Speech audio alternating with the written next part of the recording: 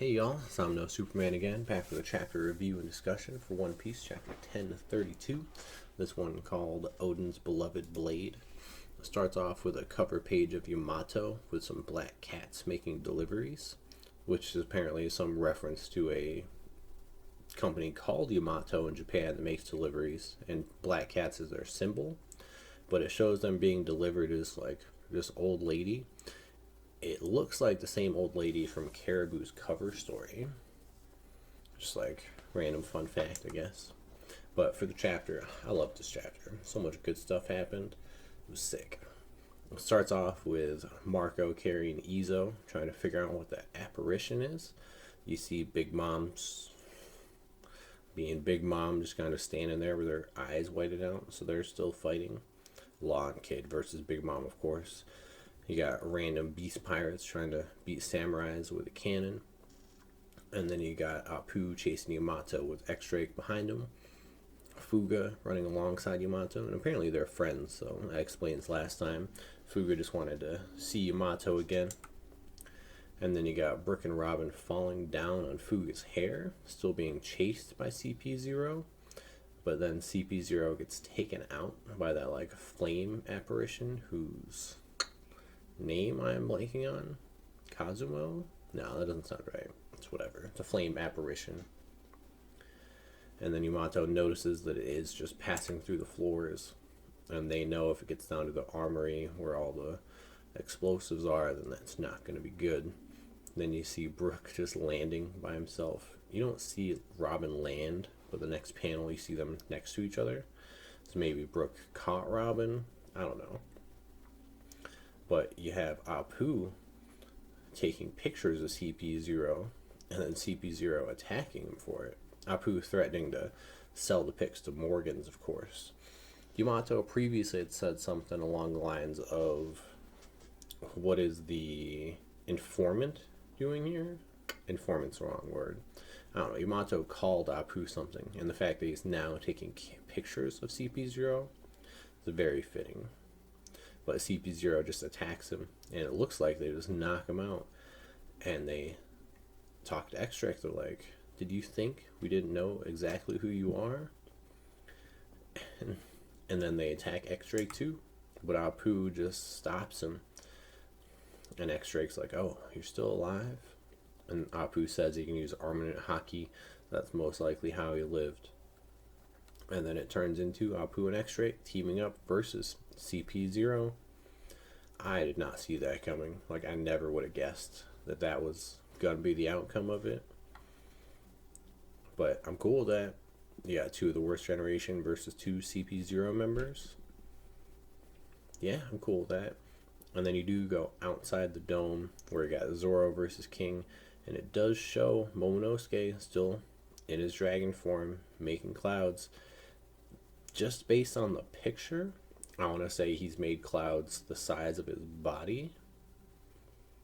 So he's a tenth of the way there, some shit like that. I don't know. I'm cool with it though. It means he's making progress. And then you just got Zoro versus King. King, just like Queen, is doing some weird fucking thing with their devil fruit where he pulls his face back and shoots it like a laser beam, so to say. In the scanlation, it was called tempura udon. Here it's called imperial deep fried steak. Both of which are kind of odd names. I don't know which one's better or worse. But King says this is how pterodons of the ancient past hunted their prey. And like, no shot. Then Zoro attacks and misses. King's just flying through the air. And Zoro knows that if he can't land a hit, he's just going to wear himself out. So he attacks him with a three-sword style black rope dragon twister, which looks really cool. But then King just blocks all of it with his wings. So Zoro compares him to a dragon and dinosaur, compares dragons and dinosaurs to each other, like him and Kaido. Is like, true, but mine goes even beyond that. And then he's like, I enjoy a good duel. So they start sword fighting. And Zoro just thinks to himself, Like, I've hit him so many times, but he's not even bleeding. I thought wings were part of his devil fruit, but apparently not with the fire. So I have to figure out what he is, or else I may not be able to beat him. And then you hear a shamisen playing, which triggers Enma for whatever reason. And then you go to the treasure repository, where you got this guy whose name I'm blinking on. What? Stupid Lord? Well, the 8-headed snake guy whose name I'm hardcore blanking on. He thinks it's an enemy because they're right next door, but it is Komurasaki, who we all know is Hiyori. And then that it does end the chapter. It doesn't look like there is a break next week. This is another one where the scanlation was different. I prefer the scanlation though, because Komurasaki Hiyori says, "I am always by your side," and ends it. But the scanlation says, once I get there, what? All I want is for us to spend the rest of our lives together. And for that one sounds better, because it's like she's willing to die with him. Orochi, Lord Orochi, that guy. She's willing to die by his side just to make sure that he actually does die. So for this, I could see two reasons to why Enma is reacting to the sound. Either it's because Enma, the sword itself, knows Komurasaki is supposed to be the owner of it, and it wants to go back to her. Or something that has been mentioned previously is that previous users of the sword have put their soul into the sword, and because it was previously used by Odin, his soul is reacting through Enma to Komurasaki Hiyori, because it has been stated that the song Hiyori always plays is the song she originally played for her father Odin way back when.